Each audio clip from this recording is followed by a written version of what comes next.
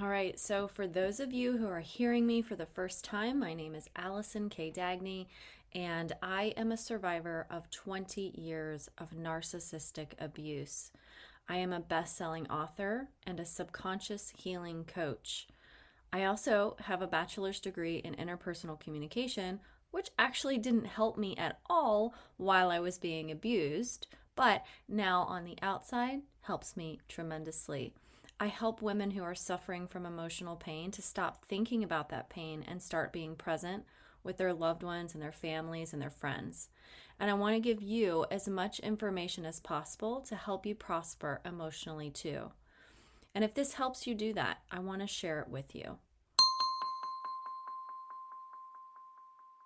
All right, for those of you who aren't aware, I have another book coming out in February of 2025, very soon, which is the sequel to my first book, When Tears Leave Scars. This book is titled Radiate and Rise, Discovering Peace and Power During and After Divorce. So today's episode is a re-release with that in mind, because what I was going through and what I detail in this second book is a lot about the court processes, post-separation abuse, and all of the complex emotional things that I was going through during that time.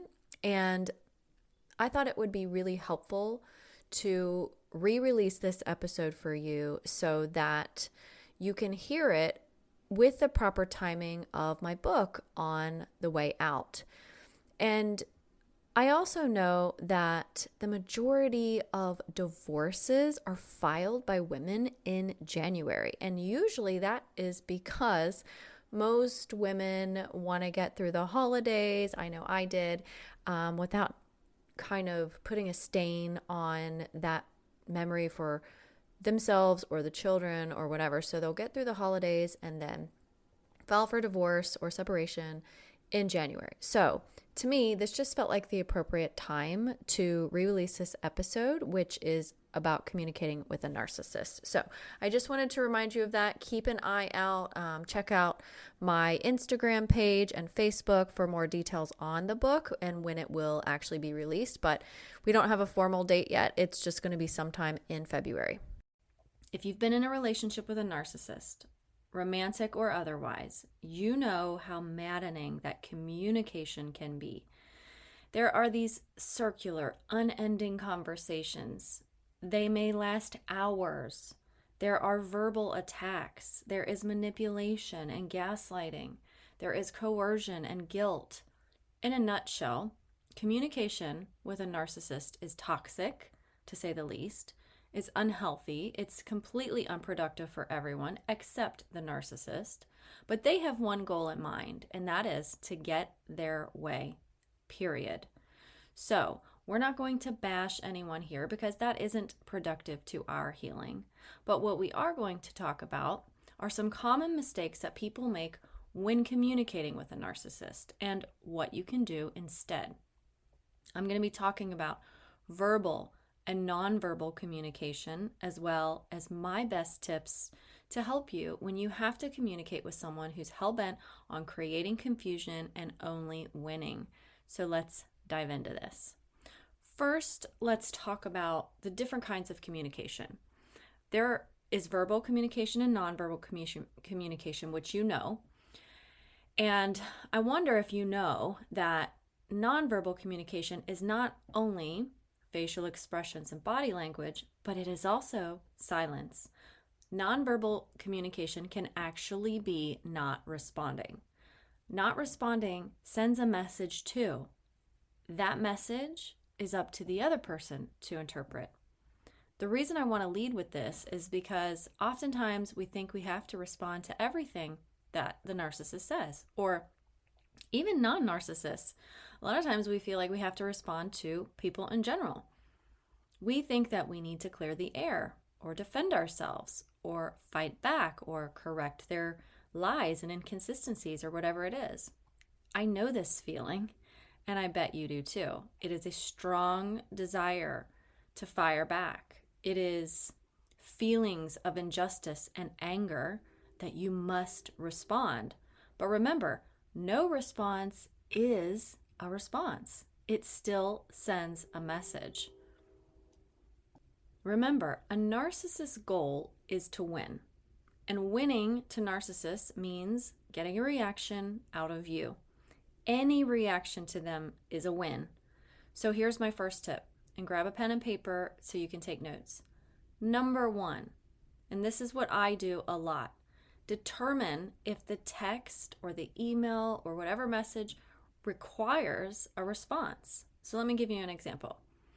If the narcissist texts you and says, "Hey, I'd like to pick up the kids an hour early today to take them to dinner. Is that okay with you?" That requires a response. But here's what the response could be. And this was adapted from a man named Bill Eddy, who created the BIF method, which is the acronym brief, informational, firm, and friendly. And if you're interested in his information, you can look it up. He's got lots of books and a website. I actually really like this idea of being brief and informative and being firm. I choose not to use the friendly part. I don't tend to say thank you and have a nice day and things like that. But that's just my decision, so you can decide how you want to do that. But an example response to a message like this, like if the narcissist asked to pick up the kids early and take them to dinner, you could say yes, if that was okay with you. That could literally be your entire answer. Or, sure, that's fine, which is a little bit longer, but it still gets the point. Or, if you weren't okay with it, maybe you just say, no, we won't be home until 5, or no, we already have plans, or no, that's not going to work for me. So basically what you're doing is you're being brief and to the point, and if you want to add information in there, you absolutely can, or you can add, so sorry, or, that's not going to work, or whatever you feel like you're comfortable with. So I just choose to leave out the friendly part. That's just my personal decision. Now, I could have said something like, "This is the 14th time you've asked to get the kids early. I'm getting really tired of this because I've told you so many times before, and to stop asking to do this. It's unfair," right? You could go on a tirade and tell the person exactly how you're feeling and get all of your emotions out. I could have even said, "Oh, now you want to see your kids early. How convenient," or whatever, right? I could insert my own personal emotions to try to get my message across. But I know you can see the difference here, right? How the last two examples totally give away your power because you're allowing them to see that they have upset you. It also does something extremely unhelpful for you. It keeps the door open for them to keep communicating, to fire back, to attack you. It allows them the opportunity to respond with something negative. Now, I'm not saying they're not going to attack with something negative anyway, even if you just said yes, or even if you just said no, because you could say yes and they could still respond and say, "Wow, really nice of you, since you've never done that before, and I wonder what's changed," right? They can and they often will. However, you also have to remember that we don't want those kinds of things, and we're trying to eliminate that. And we want the answer to the question that they are asking to help us be able to stop that interaction. So does it really require a response, or does it not? And if it does, then you can decide how you would like to respond to the question. All right, so let's say that you were to message the narcissist and ask them to get the kids an hour early. And the narcissist says something to you, which they likely will, like, "You're so inconsiderate. This is my time with the kids, and I already don't see them as much as I'd like to. Why can't you take them to dinner later?" Right? This message opens up the door for you to react and give them exactly what they want, your emotional supply. So, does that statement from the narcissist actually require a response? You know their answer. They're saying no. Not clearly as maybe they should, but it's obviously a no. So do you need to respond to that and to those questions? When they're asking, like, why can't you take them to dinner later?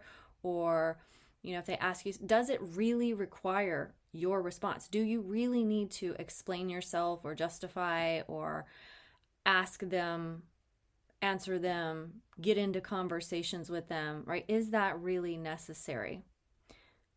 You maybe just need to respond to that, no, it's fine, I'll get them at the regular time, versus whining or complaining or begging. So now, if you feel it's necessary to respond because there's often confusion between you or something like that, and you want to clear it up or make some clarifications, then respond briefly, give your information, be firm and friendly if you choose.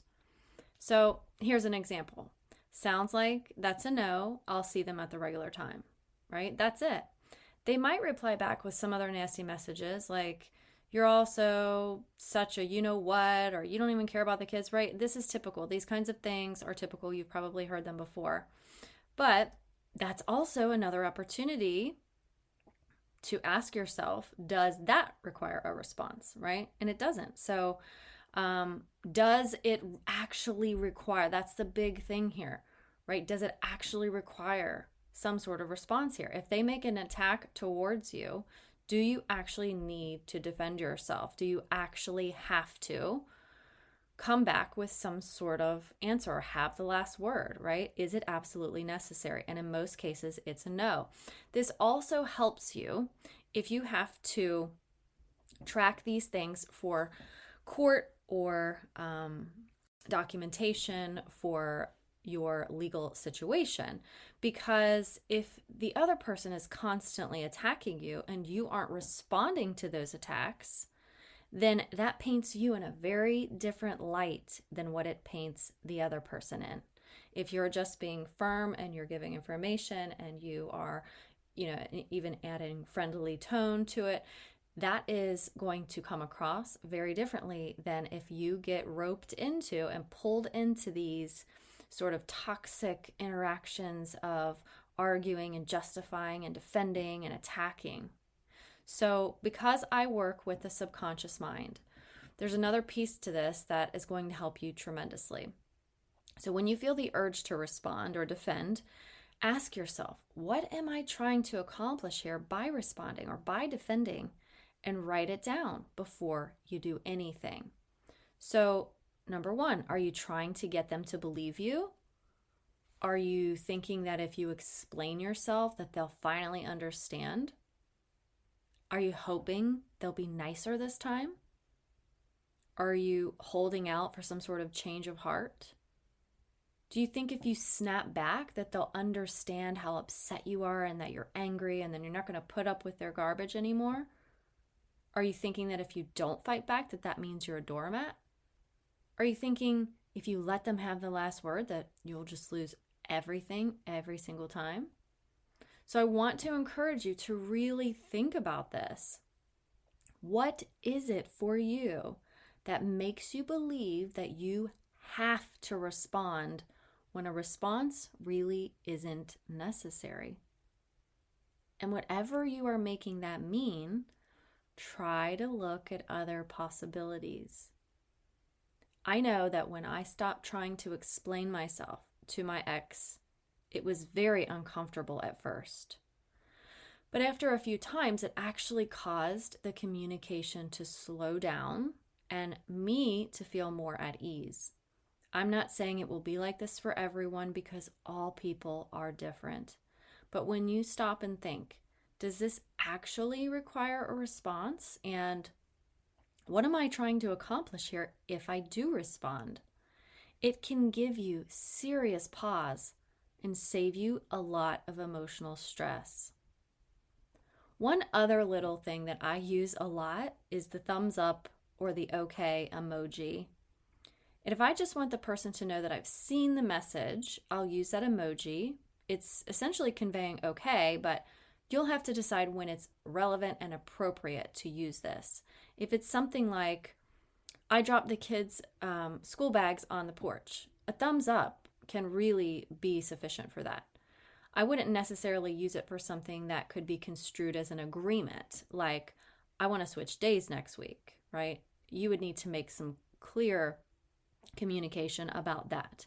If you use a thumbs up in this kind of situation, it could be interpreted as you agree, right? So you want to be careful of how you use this and when it's appropriate and when it isn't. There's no need to rush to respond. We have to do this when it feels good to us. When we were with the narcissist, we may have felt rushed to respond. We may have felt like we had to answer immediately, but we are not under the same rules. We are not under the same timelines and the same abuse that we may have been in the past. So shifting out of this mindset is going to be challenging too. We may be used to that and they may be used to that. And we're sort of training them differently. So if you get a message and it doesn't require an immediate response because it's not an emergency, take your time to think about how you really would like to respond. And as we all know, if we respond with emotion or a knee-jerk reaction, it can cause more problems for us. We don't want to do that because we want to try to protect ourselves as much as possible. You don't live in the past anymore. You don't have to operate the same way that you used to operate. We're not following the rules of the narcissist. So in my decree, we are supposed to respond to messages within 24 hours. So I remember at the beginning, when he would message, I would feel this urge to reply immediately, even though I knew I still had 24 hours. So you don't want to forget about it. So you might have to make yourself a reminder that, in 3 hours, I'm going to respond to this message, or in 23 hours, I'm going to respond to it. But you're not living in the past. And it's going to take a little bit of practice to retrain yourself that you don't have to jump when they say jump. Okay, so the second thing I want to talk about is this in-person communication. For me, I have chosen not to speak to my abuser in person. I do not speak to him at all. I see him, but I don't have conversations with him. I don't say hello. I don't say goodbye. But also realize that I have older children. My youngest is 13.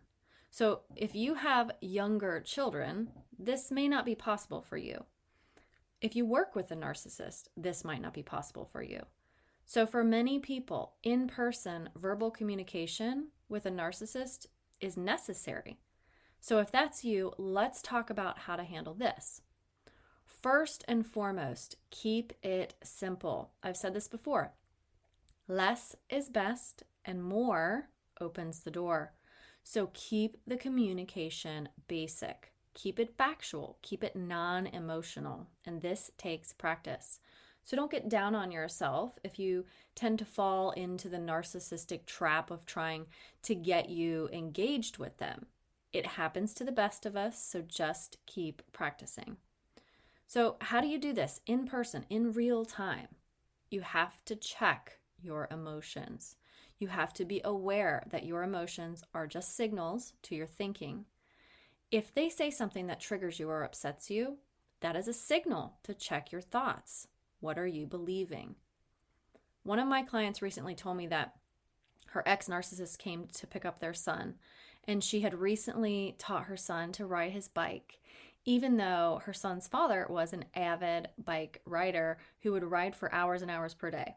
So when she saw him and he said, "Good job, buddy," to their son, my client responded to him. She didn't need to, but she did. And she said, "I wish you could have taught him too." Clearly thinking about the connection between her ex and her son and father. He looked at her and immediately fired back with, "You are such a, you know what, insert the choice word." He then left and sent her a barrage of nasty emails attacking her. But because my client had been practicing reprogramming her thoughts, she was completely unaffected by the entire exchange. And she realized she didn't need to respond to most of what he was saying. And all of his attacks were untrue, didn't require any sort of reply, and She didn't even have an urge to explain or defend herself because she knew the truth and wasn't making his accusations about her mean anything at all. She not only didn't respond to him, she didn't even react emotionally. This makes a huge difference, not only in the actual communication part, but in how she was feeling to keep her own power, to keep her own peace, to not be triggered. In this example, my client, she didn't respond. Her communication to him was nonverbal, what I said at the very beginning. But it still sends a message, right? In this case, the message was, this is not worth my time. Now, he could interpret that differently, but that doesn't matter to my client because his interpretation of her, non-response to him, doesn't affect her emotionally at all because she's done the practice to reprogram. Now, again, this takes some effort on your part. So on paper, start rewiring your mind. But when you do it, I can tell you how freeing it really is. She said to me, after I experienced that, I felt so empowered. And I could see it all over her face because she was smiling from ear to ear. If you're in a professional setting with a narcissist, you could try tactics like, I'll follow up with you by the end of the day about that. Or if your ex approaches you in person, you can say, I'm not sure yet, but I'll email you when I get home, right? This buys you a little time. It doesn't put the pressure on you to come up with some sort of answer that quickly. You don't have to jump when they say jump or answer when they say answer. Some things will require more of an immediate response.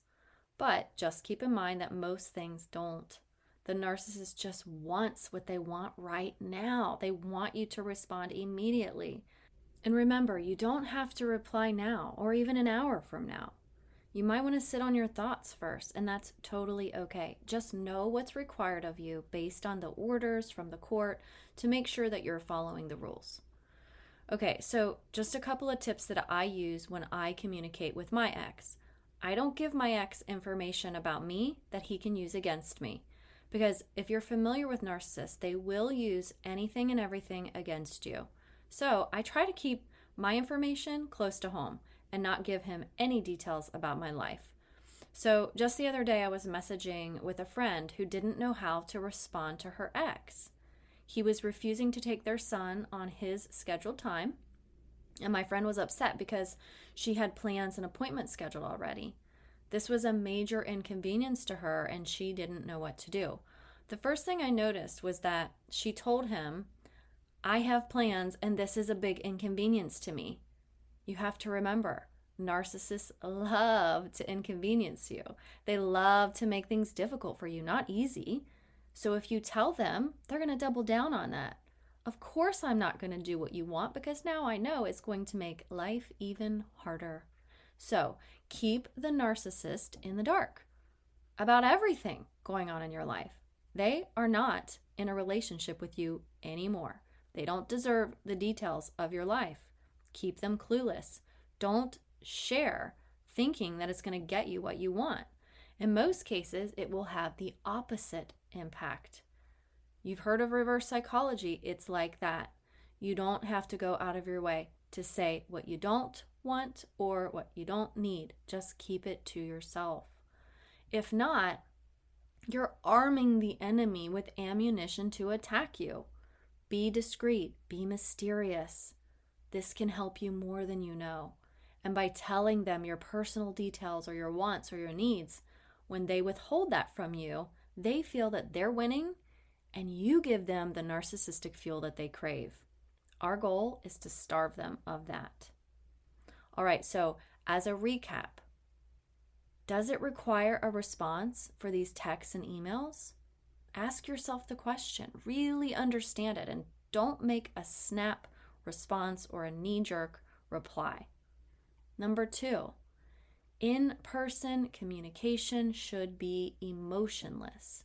Maintain your composure and stay factual. Give yourself the freedom to decide when you reply that is within the bounds of your orders from the judge or from your decree. You don't report to them anymore. And in order to do this most effectively, inspect your thoughts and reprogram them so you aren't getting triggered and emotional in the moment. Then you'll be trapped in a reaction that we don't want. And lastly, keep them in the dark. Don't reveal information to them. If you allow the narcissist to know about your life, to know about the things that you want and need, they will use it against you. They did it while you were in the relationship. They will do it afterwards too. So I hope this has been helpful to you and that you know you have some different ideas on how to better communicate with a narcissist. It's not like communicating with people who aren't narcissistic. It's very different. When you have to do this, when you don't have to do this, is it best to reply or not reply? When should you reply, right? These are all things that you have to consider when you're dealing with somebody with high narcissistic traits. No contact is always going to be the best option. However, I realize this isn't possible for everyone. It isn't even possible for me. But in my case, I use as low of contact as I can, using things like the BIF method, which I explained earlier, and some of these other ways that have helped me. I hope these things have given you some information that maybe you haven't thought of before.